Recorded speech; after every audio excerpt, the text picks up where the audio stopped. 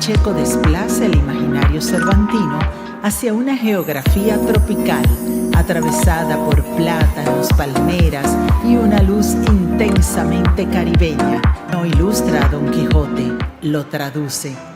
En ese cruce entre referencias europeas y visualidades locales, emerge una pregunta sobre cómo el Caribe reescribe los relatos heredados y produce sus propias formas de imaginación.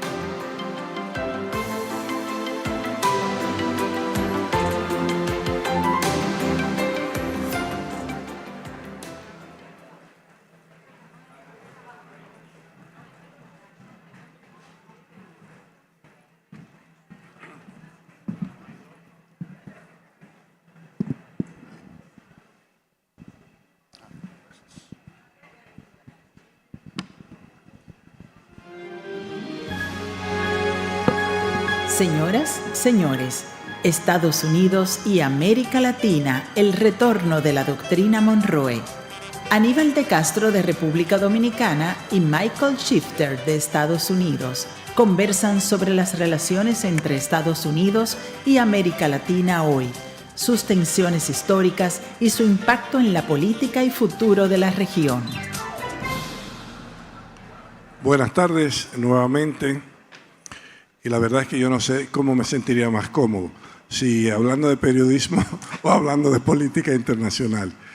Pero de todas maneras tenemos un buen invitado, que es Michael Shifter, a quien pues le debo porque me ayudó mucho en mis años en Washington. Y él es uno de los observadores más influyentes de la política latinoamericana en Washington.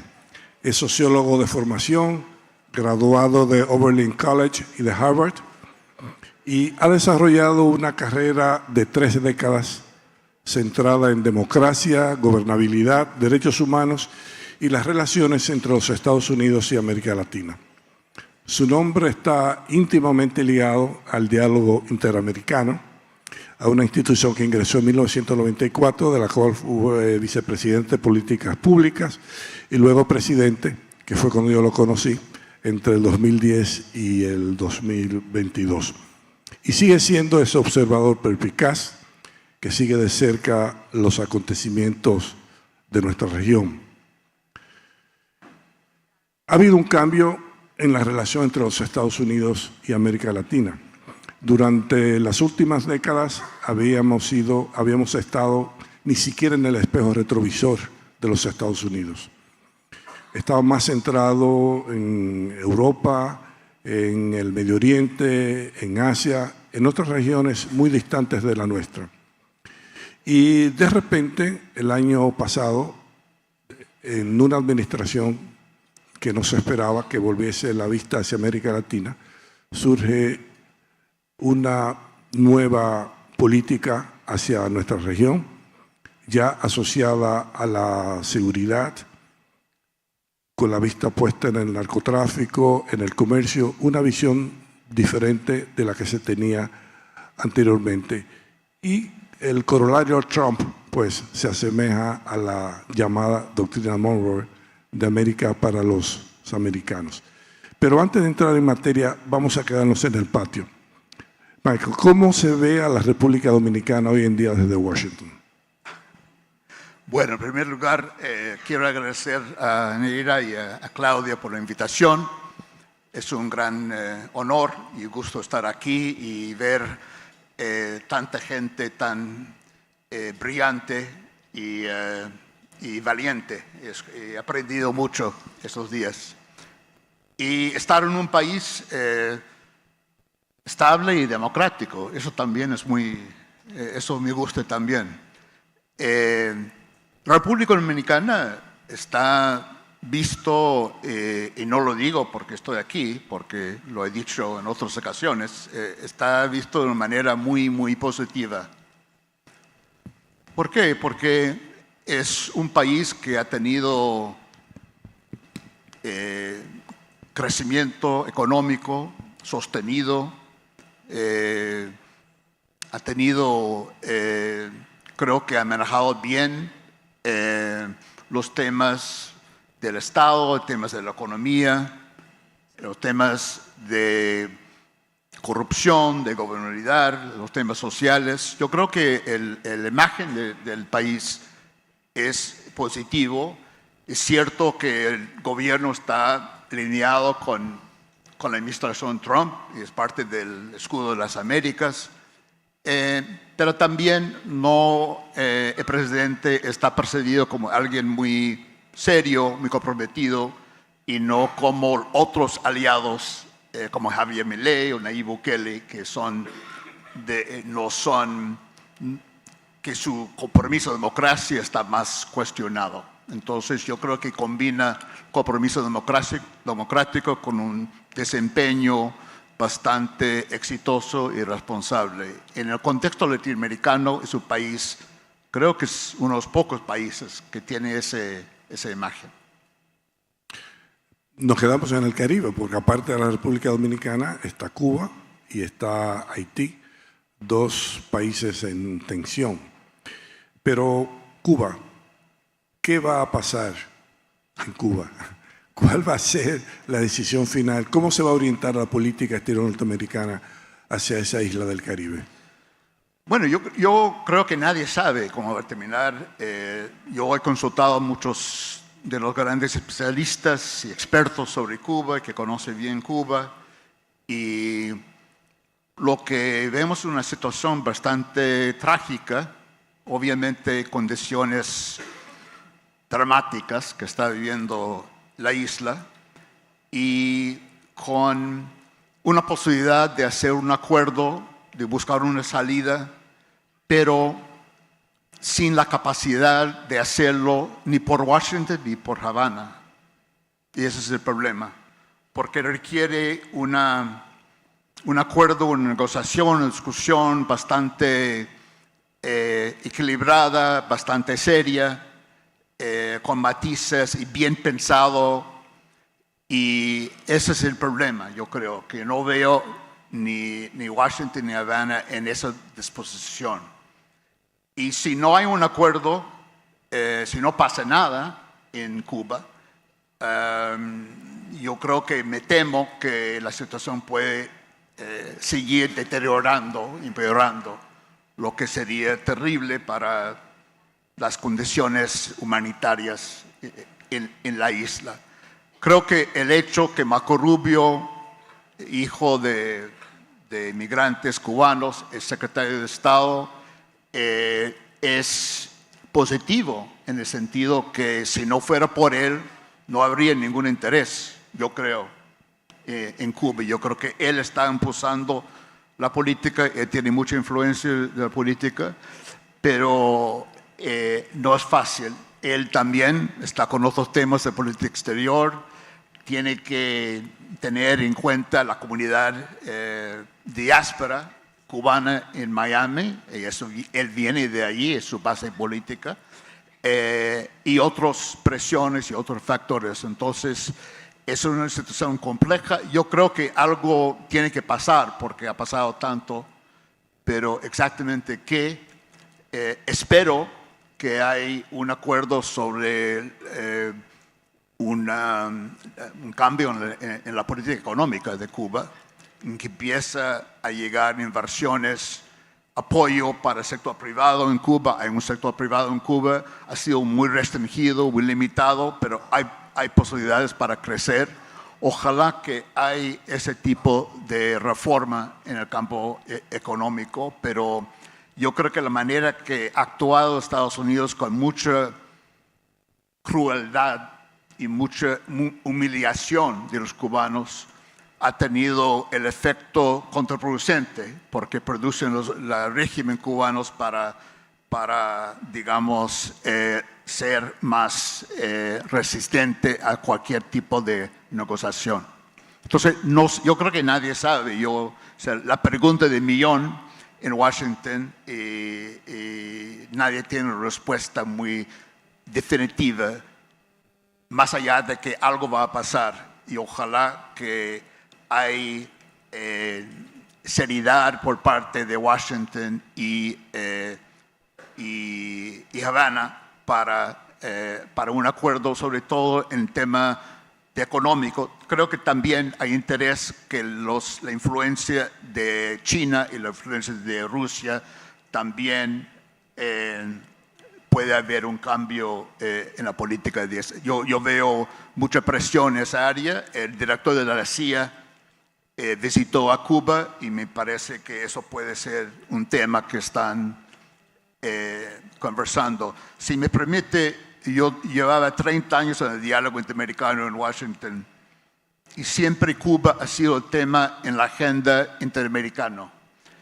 Y hoy día no existe otros países de la región del hemisferio en el tema de Cuba. Ha reducido una cuestión entre Estados Unidos y Cuba. Y no solamente Estados Unidos, la Casa Blanca y Cuba, porque ni siquiera en el Congreso en Estados Unidos están hablando de Cuba. Hay un círculo muy limitado, el presidente Trump, el secretario de Estado, el director de la CIA, algunos más que están manejando eso. Brasil no está presente, México no está presente. O sea, es solamente una observación, porque siempre ha sido un tema en la agenda interamericana y ya no es. Muy bien. Sí, Haití. Bueno, también Haití me parece que es un tema que ha sido olvidado, que mucha gente no quiere hablar de Haití. Ustedes saben mejor que yo la profundidad, la gravedad de la situación en Haití. Tiene en una región donde inseguridad y criminalidad son muy altas, tiene la tasa más alta, lejos de homicidios en toda la región, y los gangs están controlando mucho del territorio. Hay muestras de interés, pero nunca suficiente para realmente hacer una diferencia en Haití.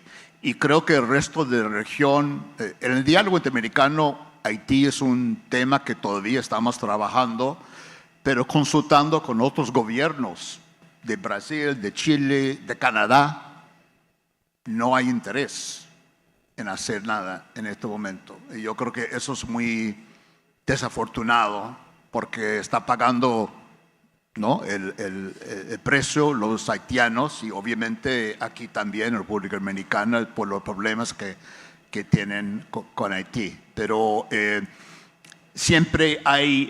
yo creo que siempre hay ideas, hay propuestas, pero quedan cortos.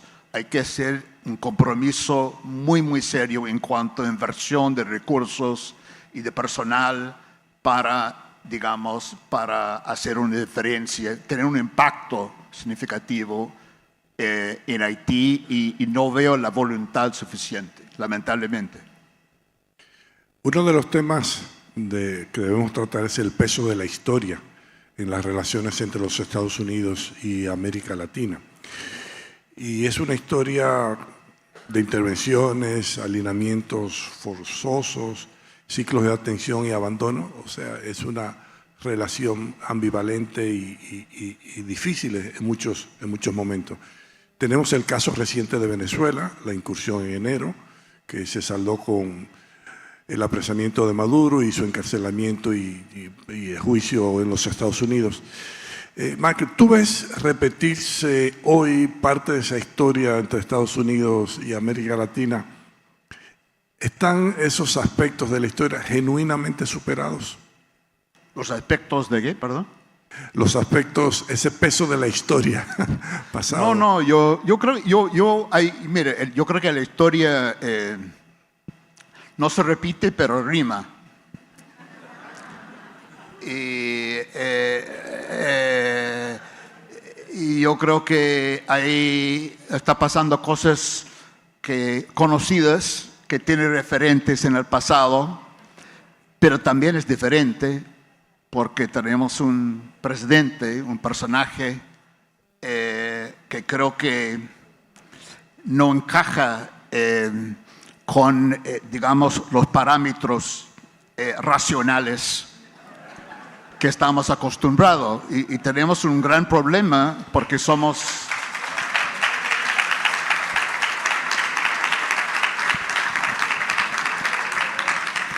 tenemos un problema porque somos en general racionales y usamos categorías racionales y la lógica, pero eso no es suficiente para entender lo que está pasando. Yo creo que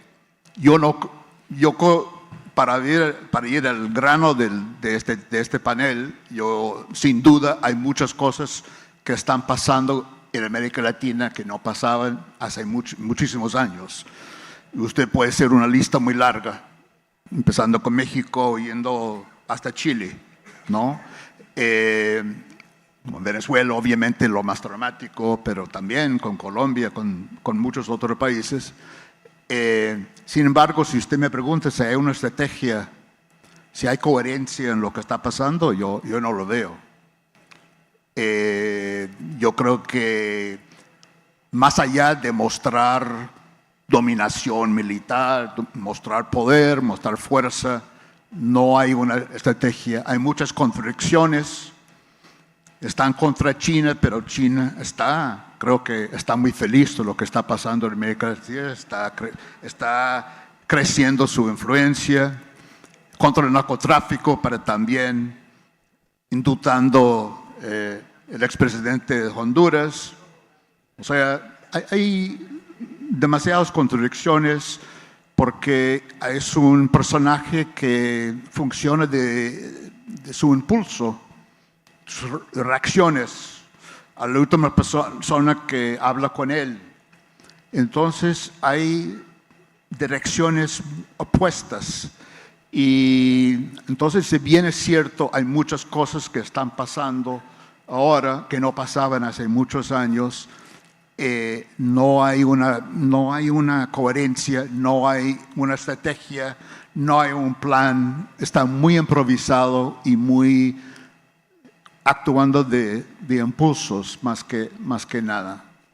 Y eso es distinto. Yo he tenido mis críticas por toda mi carrera a otros presidentes, con Nixon en Chile, con Reagan en Centroamérica, pero o sea, yo he tenido diferencias con muchos presidentes, pero siempre yo entendí la razón. Estamos en Guerra Fría, hay que contrastar la Unión Soviética en el caso de Chile y también en Centroamérica. Yo pensé que esas políticas estaban muy equivocadas y muy dañinos para la imagen de Estados Unidos. Yo fui muy crítico de todo esto, pero yo entendía la racionalidad de la Guerra Fría. Esto no tiene lógica, es simplemente mostrar poder, pero ¿contra quién? ¿Para qué propósito? Y yo creo que lo que ha pasado con los ataques de las lanchas, los botes en el Caribe y el Pacífico, más de 50, con creo que 100 muertos o más. Creo que si uno tendría que hacer una lista de todas las cosas negativas y vergonzosos que ha pasado en el último año y medio de esa administración, creo que sería casi primero en la lista, porque son asesinatos extrajudiciales sin ningún debido proceso, ninguna transparencia mínima de lo que está pasando. Entonces, yo creo que si uno recuerda la historia, jamás pasaba una cosa parecida de lo que yo conozco de ese tipo de acciones que está pasando y siguen pasando en el Caribe y también en el Pacífico. Ciertamente que América Latina ha cambiado desde la doctrina Monroe hasta ahora. No solamente han transcurrido varios siglos, sino que América Latina ha consolidado sus economías, las sociedades también han cambiado. Y hablar de la doctrina Monroe en el siglo XXI y ahora con la nueva estrategia de seguridad de los Estados Unidos, ¿no sería de alguna manera, Michael, simplificar una realidad que es mucho más compleja? Bueno, sí, primero América Latina, y mi visión de América Latina es una región, yo he seguido por muchas décadas la región y nunca la he visto tan fragmentada. No, yo creo que cada país va por su lado. Claro, hay gobiernos de izquierda, algunos de derecha, pero yo creo que cada uno va por su lado. Hay muy poca cooperación, muy poca integración que debería. Entonces, es complejo. O sea, y la región es compleja. Yo creo que cada líder y cada gobierno ha respondido a Trump a su manera. Algunos más acomodados, algunos más de enfrentamiento. Todos tienen políticas domésticas que también tienen que responder. Entonces, ha sido una respuestas muy variadas en la región frente a este shock de Trump, ¿no? Que ese tema de discusión en todos los países. Yo estuve en Argentina hace poco, voy a Colombia y todo el mundo está hablando de Estados Unidos como nunca hablaba hace muchos años. Es un tema, ¿no? Porque la gente está tratando de entender y navegar y manejar ese gran shock que representa Trump. Pero entonces yo creo que la política varía, pero yo no veo una agenda muy positiva. La agenda es contra migrantes, contra drogas, contra China. Es una agenda muy negativa, usando instrumentos, herramientas de política, de amenazas, de sanciones, y es otro tipo de... Y puede funcionar en algunos casos en un momento, pero yo me temo que el efecto de largo plazo va a ser muy negativo para Estados Unidos. Estados Unidos tiene mucho poder, pero está usando su poder, creo que de manera muy equivocada, que va a ser contrario a los intereses del país. Y veo que Estados Unidos está debilitando la manera que está tratando de inmigrantes, que ha sido una de las joyas, las riquezas, la base del éxito del país ha sido sus inmigrantes, ¿no? Cerrar USAID, la cooperación internacional que ya no hay. O sea, todas esas cosas son debilitan a Estados Unidos, creo, en el mundo. Entonces, por un lado está tratando de mostrar poder y fuerza, por el otro lado haciendo políticas que está debilitando y está afectando la influencia, la capacidad de influir de Estados Unidos en el mundo. Si nosotros hubiésemos tenido esta conversación hace 30 años atrás, probablemente China no hubiese surgido. No. Y sin embargo ya lo ha mencionado varias veces. Y ese es uno de los grandes cambios que se ha producido en América Latina desde la doctrina Monroe hasta ahora. Ya hay varios países latinoamericanos cuyo comercio con China es más grande, más amplio que con los Estados Unidos. Ese es el caso. Mientras más uno va al sur, pues sí, mayor es la relación con China. Sin embargo, hemos visto que Estados Unidos pues exige una fidelidad que no necesariamente se tiene en gran parte de América Latina. Pero mi pregunta es la siguiente: ¿hay una incompatibilidad entre relaciones comerciales y cercanas con China y con los Estados Unidos? Bueno, no debería haber. Yo creo que casi todos los gobiernos en América Latina que yo conozco quieren tener buenas relaciones con ambos. Pero yo creo que con esta administración es curioso porque es otra contradicción entre muchos. Si uno mira documento de seguridad nacional de Estados Unidos que se salió el año pasado de esta administración, la manera que trata China es muy, muy suave. tenemos que cooperar, ¿no? Tenemos que tener mayor negocios, mayor comercio con China, ¿no? Entonces, en esa parte del documento es unas ideas bastante blandas, ¿no? Oportunidades para cooperar con China, pero si uno mira la parte sobre América Latina, es muy dura, ¿no? Hay que llegar afuera, porque es nuestro patio trasero, ¿no? Patio trasero, entonces China no debería estar aquí. Entonces, no sé, yo no creo que hay una política muy sistemática, coherente anti-China en América Latina, pero hay ejemplos. El gran ejemplo es Panamá, obviamente. Yo creo que ellos han tenido, ¿no? Es curioso, en el discurso inaugural de presidente Trump en este mandato, en su discurso, cuando tomó posesión, mencionó Panamá más que China y más que México. ¿No? Nunca lo mencionó en la campaña, sino en su discurso mencionó Panamá más que Chile y más que México. Entonces, esto te dice, y no sé qué va a pasar, falta 2 años y medio, yo creo que ha habido mucha presión sobre Panamá, puede haber en otros países, pero Brasil es otro caso. Yo creo que Brasil es un país que tiene muchas más opciones, más palanca en el mundo, es un país con muchos vínculos y intereses globales, y lo que puede hacer en el comercio de Brasil y Estados Unidos solamente es 13%, ¿no? México es más de 80% con Estados Unidos. Entonces, lo que puede hacer un país de 13% contra 80% es muy diferentes. Hay mucho más dependencia de países centroamericanos, caribeños y México con Estados Unidos que con China. Pero yo lo veo ahí un interés, pero inconsistente. No lo veo como algo muy, digamos, muy coherente tampoco.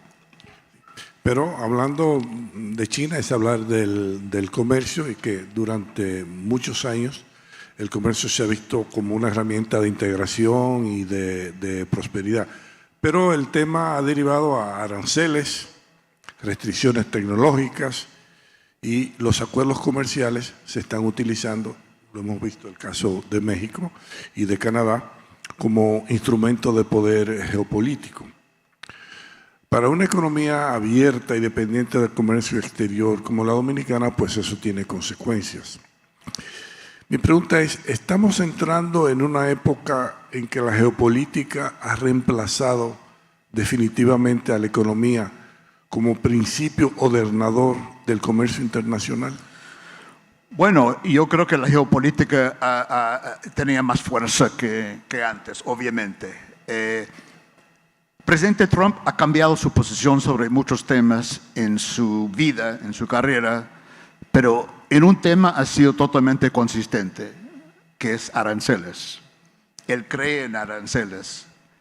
Él cree que el resto del mundo ha aprovechado a Estados Unidos, que el resto del mundo ha avanzado a costo de Estados Unidos. O sea, Estados Unidos ha sufrido mientras que el resto del mundo, y para reequilibrar todo esto hay que aplicar aranceles. Él siempre ha pensado en eso. Y fue muy claro en la campaña y hizo campaña sobre este tema. Entonces, yo creo que es totalmente contrario a lo que históricamente ha representado Estados Unidos por administraciones republicanos y demócratas desde la Segunda Guerra Mundial. Pero Trump creo que es una excepción, y eso es lo que él cree, es una de sus creencias consistentes. Y esto obviamente tiene grandes implicancias de orden internacional, de relaciones con países importantes, pero yo creo que para él es una herramienta fundamental, y esto es para tratar que sacar beneficio para Estados Unidos. Yo pienso que está teniendo el efecto totalmente contrario, y yo creo que él está con muchos problemas políticos en este momento, en parte la guerra en Irán también, obviamente, pero en parte por la política de aranceles, porque el costo y la inflación ha subido en Estados Unidos y es un elemento en ese problema. Pero yo no creo que no hay marcha atrás en eso. Yo creo que él está totalmente convencido que es el camino correcto. Hay palabras o hay conceptos que han desaparecido de la política exterior de los Estados Unidos de América Latina. Por ejemplo, en la estrategia de seguridad, democracia no aparece, no aparecen los derechos humanos, sí aparece el narcotráfico, denominado narcoterrorismo, y como ya decía, el comercio. ¿Es que ha cambiado el concepto de seguridad? ¿Cuál es la seguridad para los Estados Unidos en referencia a América Latina hoy en día? Mire, yo creo que hay una, tiene que ver con America First, tiene que ver con seguridad porque está entrando drogas, está entrando criminales. Ese es estoy hablando, no es mi concepción, estoy tratando de explicar como yo creo que piensan el equipo, los asesores más cercanos al presidente Trump. Entonces, para proteger el homeland, proteger el territorio nacional, hay que tener una política muy dura, militarizar, mostrar la dominación militar, superioridad militar en la región y de esa manera tratar de dejar afuera todos los males que están debilitando Estados Unidos, como drogas, criminales y todo esto. Yo creo que para la administración, ese es su concepto de seguridad. Proteger el Estados Unidos de todos los malos que están y un lugar donde viene todo esto es América Latina, de acuerdo a ese concepto de inmigrantes y drogas y todo lo demás. Entonces hay que proteger el territorio de Estados Unidos. Esa es la concepción. Yo creo que mucha gente piensa que la prioridad de América Latina es por Marco Rubio, secretario de Estado. Yo creo que eso es un factor secundario. Lo principal es esa concepción de proteger el homeland, el territorio de Estados Unidos. Yo creo que ese es el concepto y obviamente Trump y esta administración le gusta usar las Fuerzas Armadas. Creo que lo de Venezuela tal vez para ellos fue el éxito total de la política exterior de Trump en su segundo mandato. Yo no sé por qué la gente sigue sorprendido que Trump no hable de democracia. Nunca ha hablado de democracia. Nunca ha sido importante para él. El día después de lo que pasó con Maduro y él habló de manera que sorprendió a mucha gente sobre María Corina Machado. No sé por qué la gente estaba sorprendida. La sorpresa hubiera sido si hubiera dicho, bueno, ella es la líder de la oposición democrática, hay que apoyar a ella. Esto hubiera sido la sorpresa para mí. O sea, no sé por qué la gente estaba sorprendida y la gente sigue siendo sorprendida, pero él nunca ha mostrado que es importante, nunca ha hablado de esto. En este documento que hice referencia, no menciona democracia, no lo menciona en sus discursos. ¿Y por qué la gente sigue siendo sorprendida cuando él no? O sea, claro, es un cambio dramático para Estados Unidos, pero para él nunca ha sido importante. Sí. Ciertamente no aparece, como yo decía, ni democracia ni derechos humanos. Pero antes de subir aquí al podio, Michael, hablábamos sobre lo ocurrido en Venezuela con Maduro. Y surgió algo interesante y es que, y hago la pregunta porque creo que sería bueno que el auditorio lo escuche. ¿No estaría el caso de Maduro afectando la política exterior norteamericana en lo que tiene que ver con Irán? Sí, totalmente. Sí, yo le dije totalmente. Yo creo que no se puede entender por qué Trump hizo lo que hizo en Irán, que tal vez es un error descomunal desde todo punto de vista, si no entiende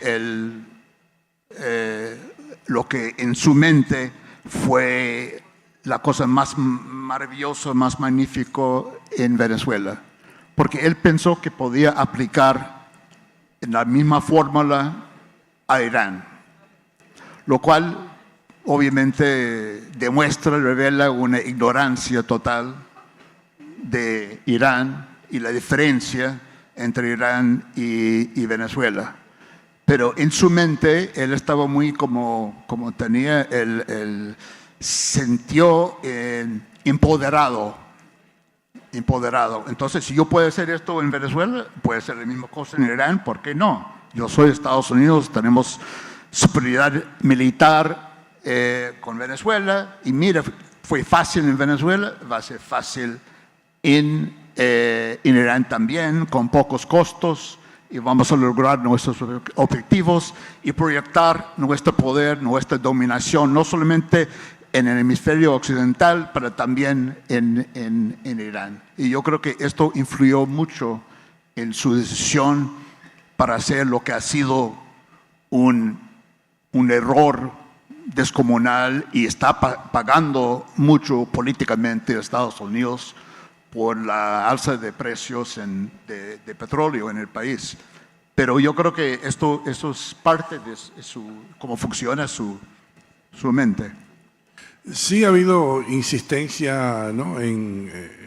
Se ha visto como un problema de seguridad para los Estados Unidos, que gran parte del aparato productivo y de los productos que van a los Estados Unidos provienen de China, de otros países asiáticos, y esa insistencia de los Estados Unidos en cambios en la cadena de suministro abre oportunidades para países como la República Dominicana, y por eso hemos estado hablando acá y en otros países de la región de nearshoring.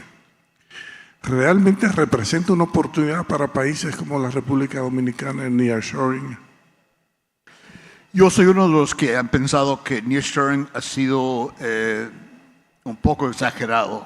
Yo soy entre los escépticos, porque si el presidente Trump quiere que todas las inversiones vengan a Estados Unidos, ¿por qué van a querer que van a México y van a República Dominicana o cualquier otro país? Quiere que vengan a Estados Unidos. Eso es lo que busca. Entonces, la política de Estados Unidos no es para que el nearshoring beneficie la región. Yo creo que para él lo importante es satisfacer los estadounidenses y tener más inversión en Estados Unidos. Yo creo que ha habido nearshoring que ha funcionado en México a nivel limitado. Reconozco que hay algo de esto, pero no soy entre los que creen que es la gran solución. Yo no tengo muy altas expectativas que esto va a producir resultados por la política en los Estados Unidos, que da prioridad a los Estados Unidos. En América Latina se está produciendo un fenómeno curioso, y es un descreimiento en las instituciones, en los partidos, en el Congreso, en la democracia, y eso se demuestra en las encuestas, y también quizás se explica la fragmentación que hay en América Latina y la división que se ve en gobiernos de signos de políticas diferentes. ¿Qué es más preocupante, la polarización política o esa erosión silenciosa y más profunda de la democracia? ¿En Estados Unidos o en América Latina? En América Latina. América Latina. Podría preguntarse en Estados Unidos. Porque me preocupa en Estados Unidos la polarización y la erosión democrática en Estados Unidos, me preocupa bastante. Pero no, yo creo que es un fenómeno global, como se ha dicho, comentado en otro panel, pero tiene su expresión en la región. Me impacta mucho la elección mañana en Colombia. Yo estudié en Colombia hace 50 años, ciencia política y relaciones internacionales. Fui alumno en la universidad ahí. Es difícil creer que el país se va a elegir entre dos candidatos mañana de este que creo que ninguno tiene compromiso democrático en un país con a pesar de muchos problemas y muchos defectos que conocemos, y exclusión y violencia, y narcotráfico, ha tenido una trayectoria democrática. Y me preocupa mucho lo que puede pasar. Gana quien gana a partir del 7 de agosto, cuando asume un nuevo presidente. Entonces, es el caso dramático y jamás hubiera pensado que llegaba a ese punto. Pero tampoco en mi país hubiera pensado que llegaba a ese punto. Entonces, no debería tal vez estar tan sorprendido de lo que pasa en Colombia, porque en mi propio país ha llegado a un nivel terrible, y el discurso vulgar y ofensivo del presidente, y la corrosión de toda la cultura política.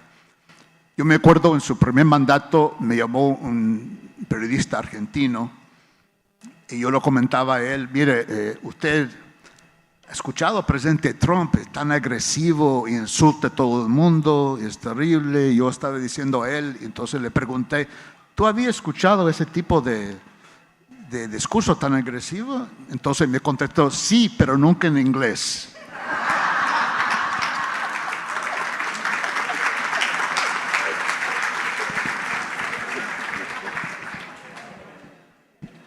Estamos totalmente latinoamericanizados.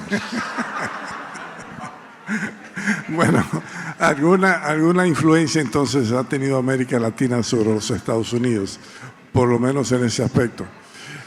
Ahora bien, dada la descripción que has hecho de Donald Trump, de sus políticas, de sus vaivenes y veleidades, podemos asumir que este interés de los Estados Unidos en América Latina será episódico, que cambiará cuando cambie la administración Trump.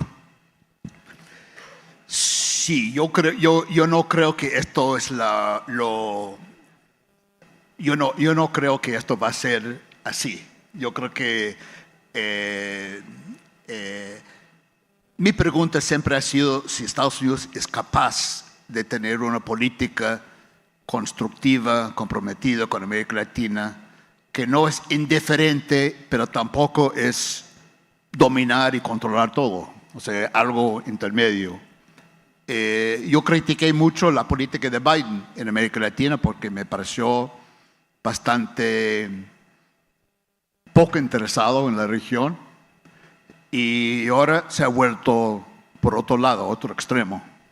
Y espero que esto podría producir un ajuste para mantener el interés, pero manejarlo de otra forma y hacer otras formas políticas un poco más comprometidos y trabajar con países como socios. Y yo creo que sigo pensando que esto es lo que debería hacer, pero no estoy muy seguro, no soy tan optimista. Yo creo que esto puede ser, porque eso, como expliqué antes, creo que ese interés en América Latina viene de MAGA, de Make America, ¿no? America First. Y yo creo que después de Trump, America no va a ser America First. Yo creo que eso es muy vinculado con él. No creo que esto va a seguir siendo así. Me impresiona que en Washington, en toda la política que tú conoces muy bien, todos los think tanks y todos los centros, política internacional, no hablan de América Latina. O sea, la mentalidad sigue siendo Medio Oriente, el Pacífico, Europa, Ucrania, Israel, o sea, todo, ¿no? Y cuando habla de América Latina, habla de lo que pasó en Venezuela y Cuba, que usted mencionó, pero no es como una región que no hay un consenso de los que trabajan en política exterior y asuntos internacionales que América Latina debería estar entre las prioridades de política exterior de Estados Unidos. Entonces yo creo que después de Trump, yo creo que eso va a ser pasajero, yo creo. No sé si es bueno o malo, pero esa es mi impresión. Bueno, por ahí va mi siguiente y probablemente última pregunta. ¿Qué es mejor? que nos tengan presentes o que nos tengan olvidados.